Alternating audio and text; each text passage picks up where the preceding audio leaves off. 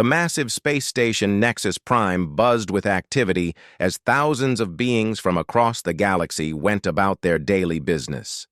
Towering Zephyrians with their crystalline skin caught the artificial sunlight, while small, furry Quillnaks scurried between the legs of larger species. The air hummed with a dozen different languages and the constant flow of credits changing hands. In the shadows of the lower commercial district, a figure huddled against the cold metal wall. Zara Keth appeared to be nothing more than another beggar. Her once magnificent silver skin now dulled with artificial grime and soot. Her elegant features were hidden beneath layers of carefully applied makeup that made her look sick and desperate. The expensive neural implants that marked her as Valdorian nobility were concealed beneath a worn hood that covered most of her head. What nobody knew was that this beggar was actually the daughter of Chancellor Vex Keth, one of the most powerful beings in the Galactic Commerce Union. Zara had grown tired of the endless parade of beings who fawned over her wealth and status, never knowing if their kindness was genuine or calculated. So she had disguised herself and ventured into the lower levels of the station to see how different species truly treated those they considered beneath them. For 3 days, she had sat in the same spot, watching as beings of all kinds passed by. The results had been deeply disappointing. Wealthy Altarians had stepped around her with disgust, muttering about worthless vagrants under their breath. Proud Centaurian merchants had actually spat in her direction. Even members of supposedly enlightened species like the ethereals had simply pretended she didn't exist, walking past as if she were invisible. The few coins that had been dropped into her small metal cup came with looks of contempt or pity that felt worse than outright cruelty. Some beings had thrown the credits from a distance as if touching her might contaminate them. Others had made grand speeches about her unfortunate situation, while their companions recorded them for social feeds, using her misery to make themselves look charitable. Zara was beginning to lose faith in the idea that genuine kindness existed anywhere in the galaxy when she noticed a human approaching. She had heard of humans, of course. They were one of the newer species to join the galactic community, having only achieved faster-than-light travel a few decades ago. Most of the established civilizations considered them primitive and aggressive, barely worthy of notice. The Valdorian elite whispered that humans were nothing more than clever barbarians who had stumbled upon space travel through luck rather than wisdom. This particular human was unremarkable by galactic standards. He stood about average height for his species, with brown hair and kind eyes behind simple corrective lenses. His clothes were clean but clearly well worn, suggesting he was probably a mid-level worker on the station. Nothing about him suggested wealth or power. The human stopped directly in front of her, and Zara prepared herself for another disappointing interaction. She had perfected her desperate beggar act over the past few days, knowing exactly how to make her voice crack with just the right amount of hope and fear. "Excuse me," the human said, his voice gentle. "Are you hungry?" The question caught Zara off guard. Not, "Do you need money?" or, "What's your story?" but simply asking about her most basic need. She managed to nod weakly, staying in character. "I'm David," he said, crouching down so they were at eye level. "What's your name?" "Kira," Zara stammered, using the false identity she had prepared. "Nice to meet you, Kira. Listen, there's a food court just around the corner. Would you like to come with me and get something to eat?" "My treat." Zara had expected maybe a few credits tossed into her cup, if anything at all. The offer of an actual meal, and the invitation to join him as an equal, was completely unexpected. She studied his face for signs of hidden motives, but found only genuine concern. I don't want to trouble you," she said, maintaining her act. "No trouble at all," David smiled. "I was heading there anyway, and food always tastes better with company." As they walked to the food court, David didn't pepper her with questions about how she had ended up on the streets. He didn't lecture her about making better choices or offer unwanted advice about pulling herself up by her bootstraps. Instead, he talked about simple things, the weather systems on the station. A funny thing his co-worker had said that morning, the way the artificial gravity felt different on various levels. At the food court, David didn't steer her toward the cheapest options. "What sounds good to you?" he asked, genuinely interested in her preference. When Zara tentatively pointed to a Altarian noodle dish that cost more than most beings' daily wages, David didn't hesitate to order it for her, along with a drink and even a small dessert. They sat at a table in a quiet corner, and Zara found herself relaxing in spite of herself. David ate his own meal without watching to see if she was eating properly or making a mess. He didn't take pictures of his charitable act or make any comments about how grateful she should be. He simply treated her like a person deserving of basic dignity. "So what do you do on the station?" Zara asked, curious about this strange human. "I'm a maintenance engineer," David replied. "Mostly I crawl around in Jeffries tubes fixing environmental systems and power conduits. Not glamorous, but it keeps the station running, and I enjoy solving problems." "That sounds important," Zara said, and was surprised to realize she meant it. David shrugged. "Everyone's job is important in its own way. The universe works because people take care of each other, you know? Even in small ways." After the meal, David walked her back to her spot in the lower district. Before leaving, he pressed a small device into her hand. "It's a comm unit," he explained. "If you ever need help, or just want someone to talk to, you can reach me. No questions asked, no judgment. Sometimes we all need a friend." As David disappeared into the crowd, Zara stared at the comm device in her hand. In 3 days of testing the supposed kindness of galactic civilization, this one human had shown her more genuine compassion than all the other species combined. That night, in her luxurious quarters in the upper levels of the station, Zara sat by her viewport looking out at the stars. She had expected to spend a few days playing at poverty and then return to her privileged life with some interesting stories to share at dinner parties. Instead, she found herself thinking about David's simple words. "The universe works because people take care of each other." She looked at the comm device he had given her, still amazed by the gesture. David had no idea who she really was, no knowledge of her wealth or connections. He had helped her simply because she needed help, and he had expected nothing in return.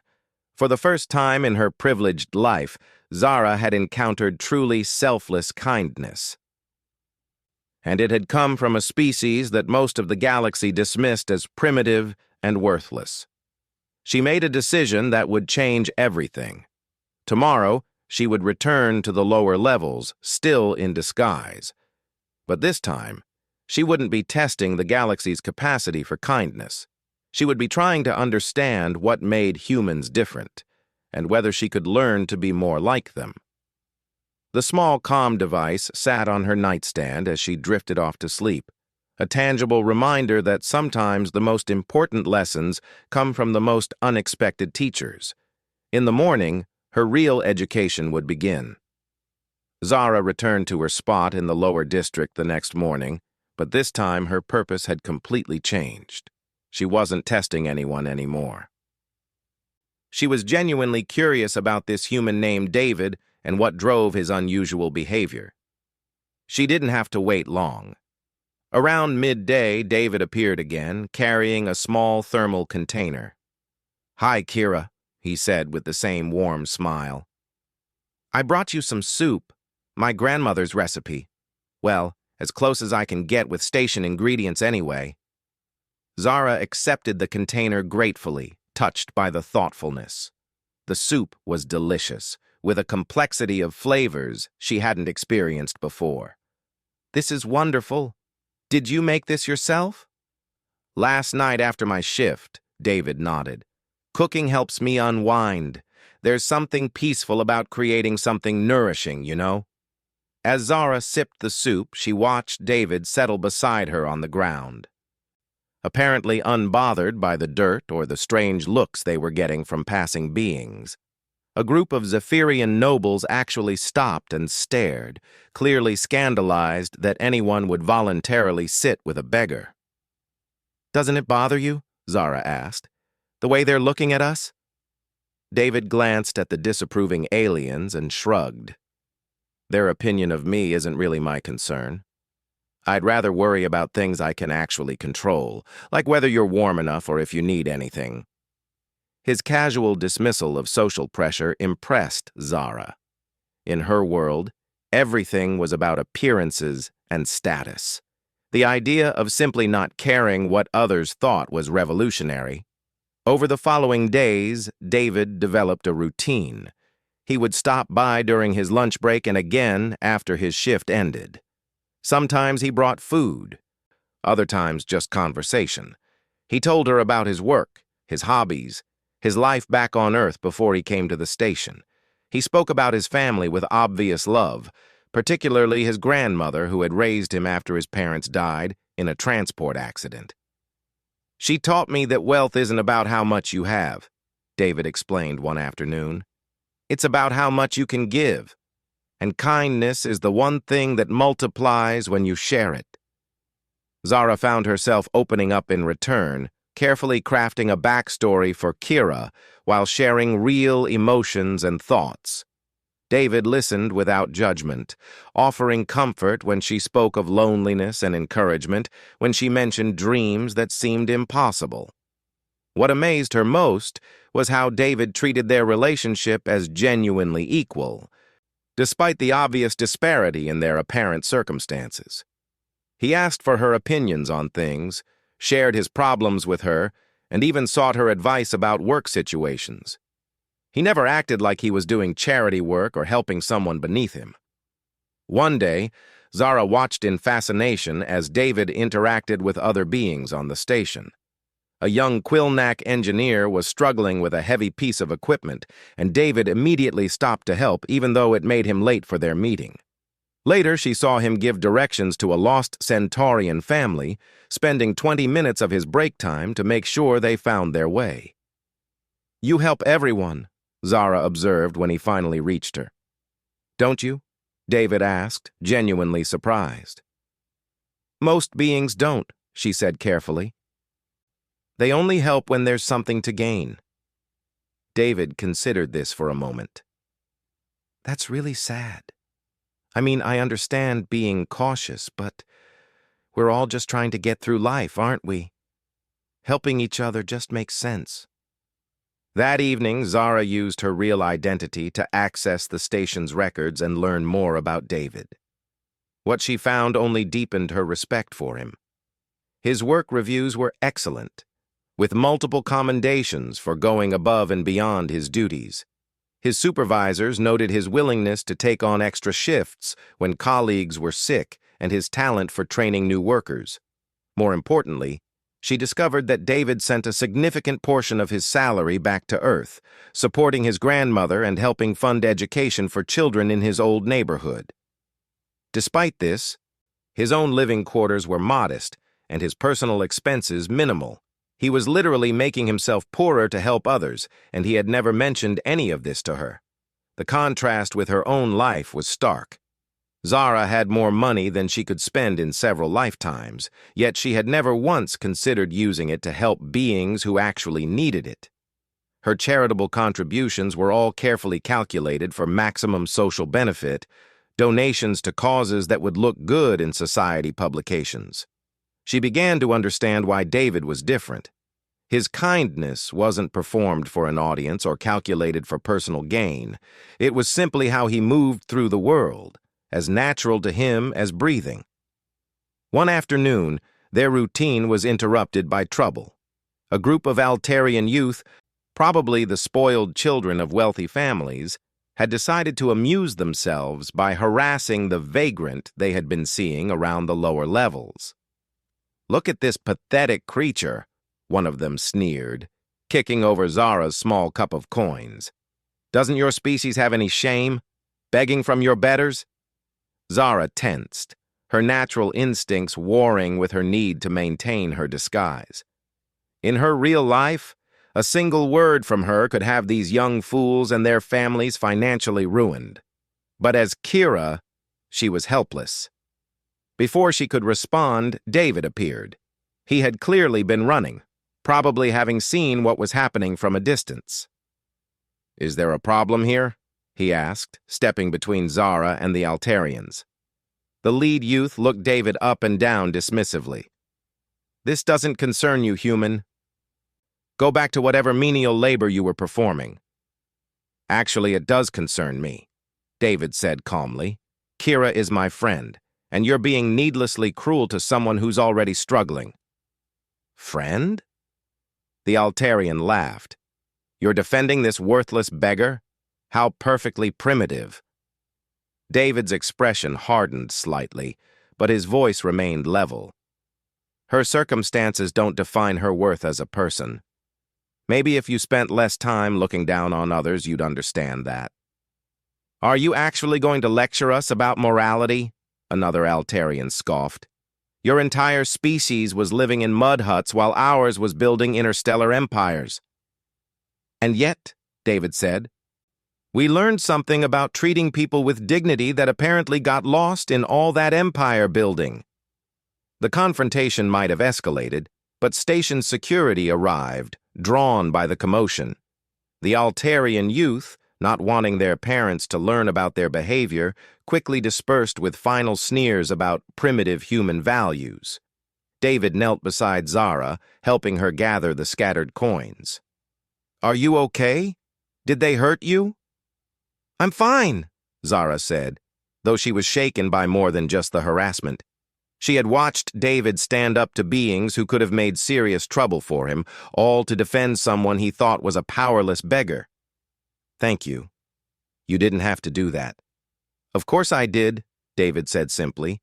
"Nobody deserves to be treated like that." That night, Zara made another decision. She needed to tell David who she really was. The deception was becoming unbearable, especially after watching him risk his safety to defend her honor. But she was also terrified of how he might react. Would he be angry about the lie? Would he treat her differently once he knew about her wealth and status? More frightening still was the possibility that his kindness might change. What if it had only been genuine because he thought she was powerless? What if learning the truth revealed that even David's compassion had limits? But she knew she had to take the risk. David had shown her what true friendship could look like, and she owed him honesty in return. Tomorrow, she would reveal her secret and hope that their connection was strong enough to survive the truth. As she prepared for what might be their last conversation as equals, Zara reflected on how much she had changed in just a few days. The sheltered heiress who had started this experiment was gone, replaced by someone who was beginning to understand the difference between charity and genuine care, between performed kindness and real compassion. David had taught her that true wealth wasn't measured in credits or status, but in the connections we build and the care we show for others. Now she had to find out if she was brave enough to act on that lesson, even when it meant risking the most valuable thing she had ever found, a real friend. The next day, Zara waited nervously in her usual spot, rehearsing how she would tell David the truth. When he arrived with his customary warm greeting and a container of what smelled like fresh bread, she almost lost her courage. "David," she began hesitantly, "there's something I need to tell you. Something important." He settled beside her with a concerned expression. "What is it? You look worried." Zara took a deep breath. "I haven't been completely honest with you about who I am." She reached up and slowly removed the hood that had concealed her neural implants, then began wiping away the makeup that had dulled her natural silver skin. As her true appearance emerged, she watched David's face carefully for signs of recognition or anger. His eyes widened slightly as he took in her obviously noble features and the expensive implants that marked her as Valdorian elite. "You're not really a beggar," he said quietly. "No, Zara admitted. My name isn't Kira either. It's Zara Keth. I'm the daughter of Chancellor Vex Keth of the Valdorian Commerce Union. She waited for the explosion of anger, the accusations of manipulation, the hurt feelings. Instead, David was quiet for a long moment, processing this information. Why? He finally asked. Why pretend to be homeless? I wanted to see how different species really treated those they considered beneath them, Zara explained, the words coming out in a rush. I was tired of never knowing if people were being kind to me or just to my father's wealth and power. I thought if I disguised myself as someone with nothing, I'd finally see what real compassion looked like. And what did you find? David asked. Nothing, Zara said bitterly. 3 days of cruelty, indifference, and false charity performed for social media. Beings threw credits at me like I was contaminated, or they ignored me completely. Some actually used my misery as a backdrop for their own virtue signaling. But then you showed up, she continued, her voice softening. And you didn't treat me like a charity case or a photo opportunity. You treated me like a person. You shared your food, your time, your stories. You defended me against those Altarian bullies without expecting anything in return. You showed me kindness I'd never experienced, even with all my wealth and status. David was quiet again, and Zara's heart sank. You're angry, she said. I understand. I lied to you. I'm not angry, David said slowly. I'm sad. Sad? That wasn't the reaction Zara had expected. Sad that you had to disguise yourself to experience basic human decency. Sad that your life has been so full of fake relationships that genuine kindness was unrecognizable. And sad that you thought I might treat you differently once I knew who you really were. Zara stared at him in amazement. You mean, you don't? David smiled, the same warm expression she had grown to treasure. Zara, wealth doesn't change who you are at your core. You're still the same person who worried about troubling me for a meal. Still the one who listened to my problems and gave thoughtful advice. Still someone who's trying to figure out how to be a good person in a complicated universe. But I deceived you, Zara protested. I made you waste your money feeding someone who could buy this entire station.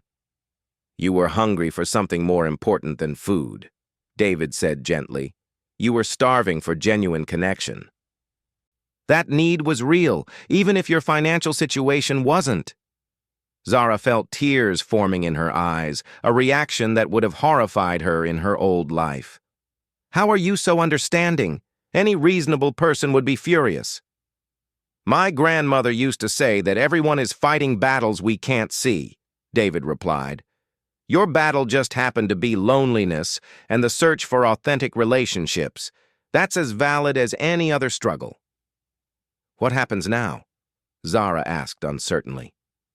Can we still be friends, even knowing the truth? I'd like that, David said sincerely. Though I have to ask, what are your plans? Are you going back to your old life? Zara considered the question. I don't know if I can. These past few days have shown me how hollow my previous existence was. All those social gatherings where people competed to impress each other, all those business deals that made the rich richer while ignoring those in need. I don't want to go back to pretending that's meaningful.